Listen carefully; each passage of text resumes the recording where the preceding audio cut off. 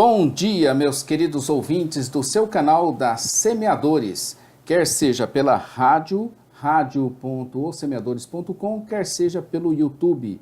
Um bom dia para você. Nós iremos ver hoje o capítulo de número 14 do Evangelho de Lucas. Se algo te domina, este é teu Senhor e você é o seu escravo. Quer seja vício, quer seja mania, o que quer que seja, se algo te domina, você é escravo desse algo que te domina, e ele é teu Senhor. Mas Jesus veio para te libertar. Estamos vendo o Evangelho de Lucas, que é o terceiro livro do Novo Testamento.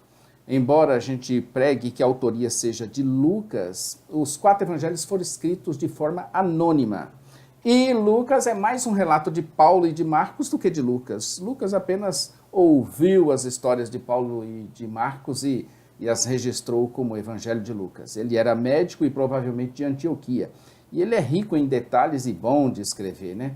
Ele apresentou um relato fiel e organizado visando estabelecer os fatos a respeito do ministério de Jesus e sua importância para a história da salvação, além de fornecer parâmetros para a igreja em sua pregação de arrependimento e perdão em nome de Jesus para todas as nações. Abra aí então seu livro. Eu sou o pastor Daniel Deusdete da Igreja Os Semeadores, na QNA 30, lote 7, é o endereço da nossa igreja em Taguatinga Norte. E nós estamos lá todos os dias. Então nós temos lá a nossa livraria, nossa editora também. Inscreva-se no nosso canal, clica no sininho aí para você fazer o acompanhamento, porque todos os dias temos uma palavra de Deus todos os dias aqui, de cada um dos capítulos da Bíblia. E assim nós vamos levando e cumprindo a nossa missão. A nossa igreja está para semear as palavras de Jesus Cristo. Então, abra aí o seu Evangelho de Lucas, no capítulo 14, e faça uma leitura prévia antes de nós ouvirmos. Nós estamos na 4ª parte de 6, que é o ministério público de Jesus, da Galileia até Jerusalém. Começou lá no capítulo 9, no verso 51, e vai até o capítulo 19. E nós estaremos vendo esse ministério de Jesus da Galileia para Jerusalém. O Evangelho de Lucas registra a jornada de Jesus em direção a Jerusalém. Não há um paralelo mais extenso nos outros evangelhos, embora haja paralelos de algumas seções individuais. O Evangelho de Lucas apresenta uma caminhada solene até a capital, onde Jesus morreria pelos pecadores de acordo com a vontade de Deus. Essa parte 4 foi dividida em diversas seções. E nós estamos vendo aqui o capítulo de número 14. Jesus, provocando mesmo os intérpretes da lei e os fariseus, faz questão de realizar curas extraordinárias no dia de sábado. Mas aqui na cura desse homem hipódrico, ninguém ousou sequer falar qualquer coisa. Jesus é o Senhor mesmo do sábado. E quando formos dar uma festa, quem é que devemos convidar? Geralmente convidamos nossos parentes e amigos que certamente irão retribuir em algum dia, mas Jesus nos orienta a termos um coração dadivoso, generoso e desprendido das coisas. Ser um seguidor de Jesus não é uma mera opção interessante. Não é uma opção interessante, é a nossa vida. Quem não seguir a Jesus estará seguindo e sendo escravo do pecado. Em Cristo, agora iremos escolher a quem obedecer. Vejamos isso em Romanos 6,16. Não sabeis que daquele a quem vós ofereceis como servos para a obediência, desse mesmo a quem vós obedeceis sois servos, seja do pecado para a morte ou da obediência para a justiça? Romanos 6,16. Então vejamos essa parte que nós estamos vendo, a parte F, começou no capítulo 13, verso 18 e vai até o verso 24 desse capítulo. Em seguida, depois nós iremos ver a seção G.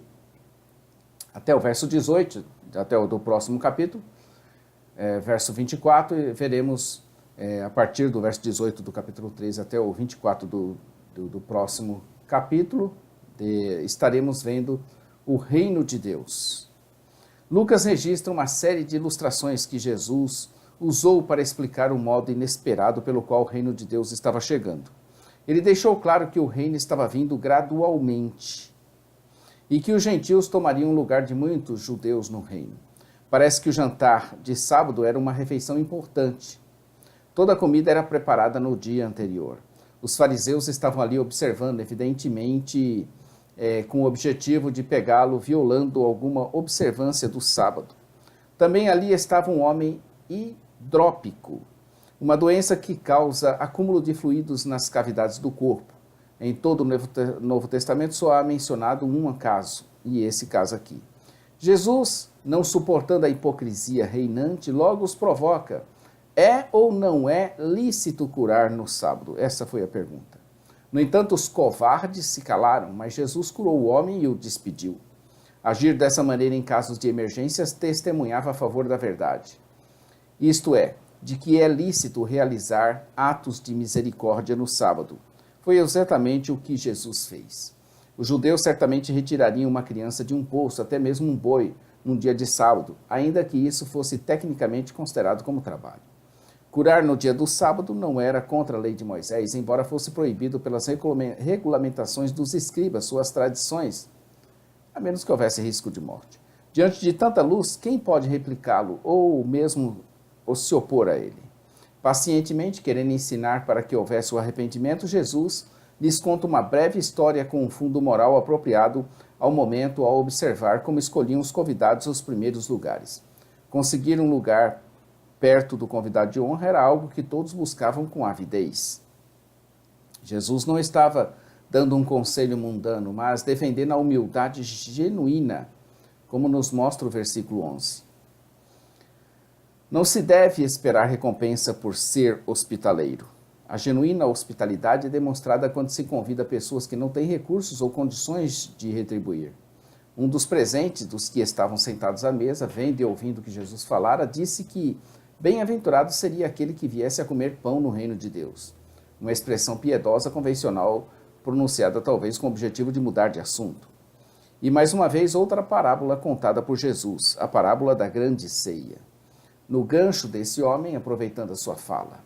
Evidentemente, os convidados aceitaram o convite, pois a passagem não menciona que alguém o tivesse recusado. No entanto, o segundo convite era enviado quando o banquete estivesse pronto, pois prepará-lo levava bastante tempo, o que era comum e muito útil, pois naquela época as pessoas não tinham calendários ou relógios, então foi expedido o aviso. As desculpas de todos os convidados à festa para não irem à mesma foram claramente desonestas, pois ninguém comprava um campo ou um boi sem antes inspecioná-lo, e mesmo que tivesse comprado, não haveria pressa para inspecioná-lo. O homem que se casou pode ter citado Deuteronômio 24:5 como desculpa para o seu não comparecimento, mas a lei dispensava o homem recém-casado apenas do serviço militar e não do contrato social. Essa parábola é uma profecia da extensão do evangelho àqueles que eram considerados indignos pelos fariseus. Os pobres, os aleijados e os cegos e os coxos, do verso 21, representam o povo da terra, judeus desprezados e incapazes de cumprir os rituais tradicionais da purificação. E aqueles também que viviam à margem da sociedade pelos caminhos e atalhos, verso 23, representando assim os gentios. A parábola finaliza com uma advertência à elite de Israel que rejeita o Messias. Não haverá segunda oportunidade, verso 24. Seção G. Ensino sobre o discipulado. Começa aqui no verso 25 do capítulo 14, que é o capítulo que nós estamos, e vai até o verso 35. Do verso 25 ao 35, veremos o ensino sobre o discipulado. Lucas relata a maneira em que Jesus enfatizou o custo de segui-lo. O risco é grande, e Jesus queria que os seus seguidores refletissem sobre o assunto com muita atenção. Se alguém fosse a Cristo e não aborrecesse algo, por exemplo, pai, mãe, mulher, filhos, irmãs ou a própria vida, não seria digno do Senhor. Aborrecer aqui significa amar menos. Veja aí Gênesis 29, 31, 33, Deuteronômio 21, 15, onde o mesmo verbo é traduzido como desprezada, preterida, aborrecida. Então, amar menos. Discipulado significa amar a Jesus de modo que, em comparação com qualquer outro amor, se pareça com ódio. Para seguir a Jesus, mister, seria tomar a sua cruz e ir após ele. Não apenas uma delas, mas ambas, a cruz e o ir. Percebemos em nossa vida diária que é importante avaliar o custo antes de nos comprometermos com um projeto. Isso é verdade, né? Principalmente nós agora que estamos na fase de nós prepararmos a igreja.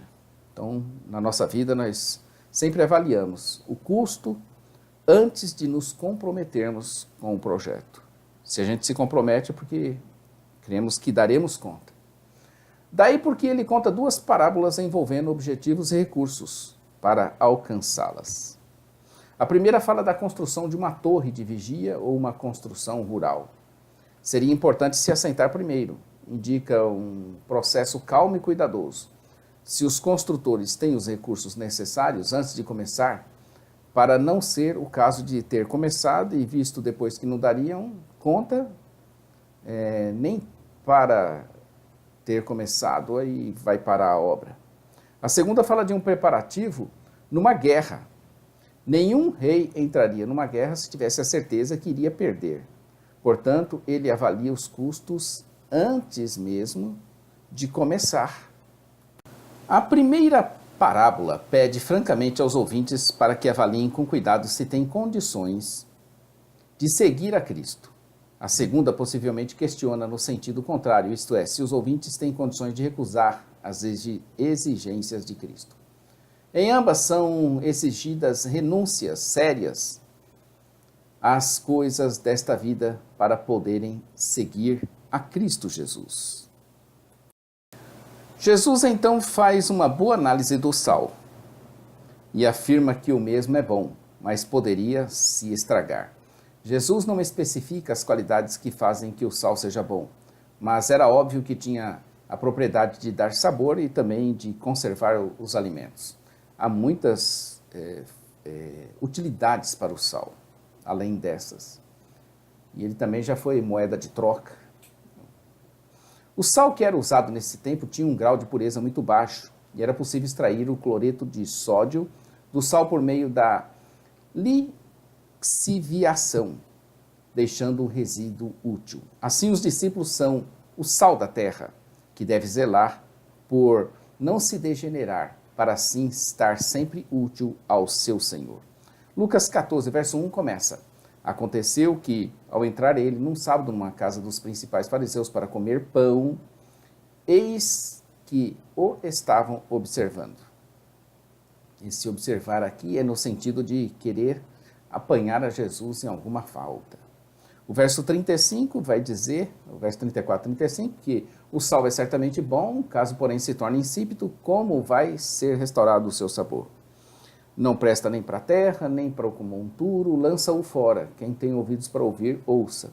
Esse sal lançado fora, ele era usado para fazer as estradas, então para ser pisado mesmo, né? Por isso que ele fala que não serve para nada a não ser pisado.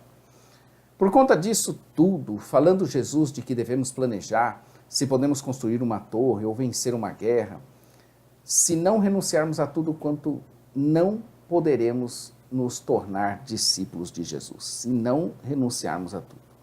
O discípulo de Jesus é como o sal, que dá o sabor e conserva o alimento. Amanhã estaremos aqui com o capítulo da busca do perdido, que é o Lucas, capítulo de número 15.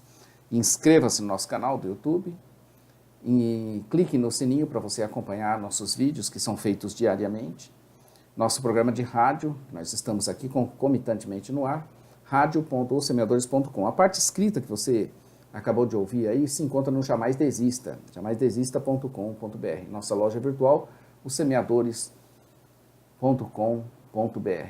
A todos um bom dia, fiquem com Deus. Encerraremos agora a transmissão aqui pelo YouTube e continuaremos aqui com o nosso programa de rádio na sua rádio Os Semeadores, radio.ossemeadores.com. Como dissemos sempre, Maranata, ora, ora, vem, Senhor Jesus. Deus abençoe sua vida, sua família e seu ministério. Amém.